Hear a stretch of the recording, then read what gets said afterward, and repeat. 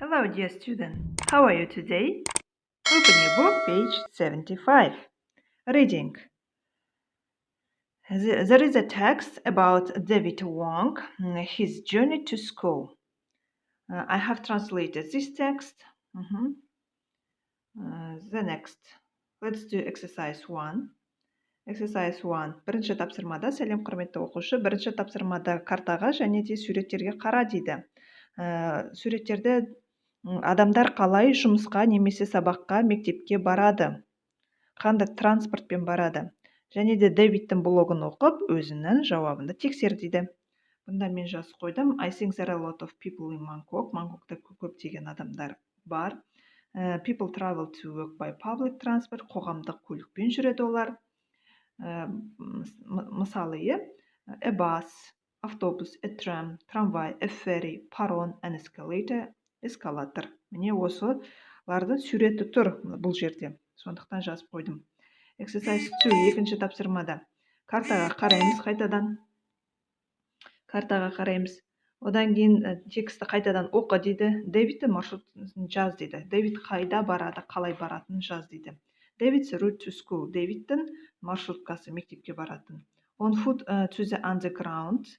Ол жаяу бірінші метроға барады. Одан кейін Виктория бұғазысына паром алады. Одан кейін аралдың шетіне барады. Island. Төртінші to the tram. Трамвай алады. Одан кейін бесінші эскалатормен жаяу жоғары қарай көтеріледі. Мектепке көтеріледі деген сөз. Үшінші тапсырмада 4 сөз қою керек. Тиісті орынға 4 сөзді қойып шықтым. On foot жаяу, the tram. Үшінші тапсырмада дұрысын таңда дейді.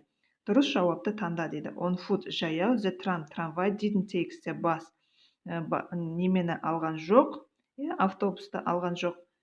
Одан кейін the fun қызықтырақ болды. Оған эскалатор қызықтырақ болды. Төртінші тапсырмада 4 сөз қоямыз. Тиісті орынға 4 сөзді қойдым. On, took, by.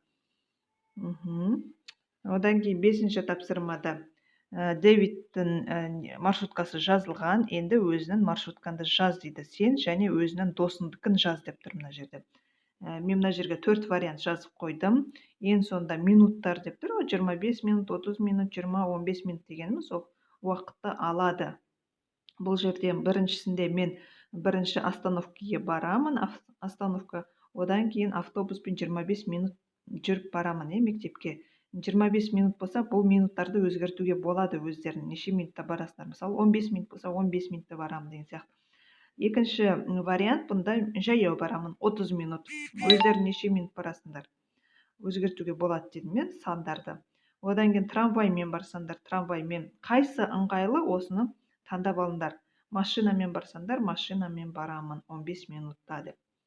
4 вариант. Біріншісі автобуспен, екіншісі жаяу, үшіншісі трамваймен, төртіншісі машинамен деген. Осы 4 варианттың біреуін таңдап жазуларына болады. Келесі 6-шы тапсырмада өзінің кеше дейді, қалай барғандығын жайлы жаз дейді. Өткен шақта жазамыз деп. Go деген жаңағы бардым деген сөздің. Өткен шақта бізде went болады. Бұнда тоже мен 3 вариант жазып қойдым. 3 вариант. Осы 3 варианттың біреуін таңдап жазуына болады. Бірінші вариант, мен жаяу бардым остановкаға, одан кейін мен автобусты алдым. Автобуспен мектепке бардым. Ол менің 25 минутымды алды деген секілді. Екінші вариант, мен машинамен бардым. Ол менің 15 минутымды алды. Үшінші вариант, мен жаяу бардым. Ол менің 30 минутымды алды. Осы үшеуінің біреуін таңдап жазсаңдар болады. Және де минуттарды өзгертуге болады. Vocabulary деп жазып қойдым. Бұндағы бізде бүгінгі жаяу жаңа сөздеріміз on foot жаяу, took the ferry суда жүзетін паромға отыру, took the tram трамвайға отырдым дейді. Отыру, by tram трамваймен, by bus автобуспен. Осы жаңа сөздерді жаттап алыңдар. Took the ferry дегеніміз жаңағы пароммен бару деген сөз ғой. Трамвайға отыру, трамваймен бару, автобуспен бару.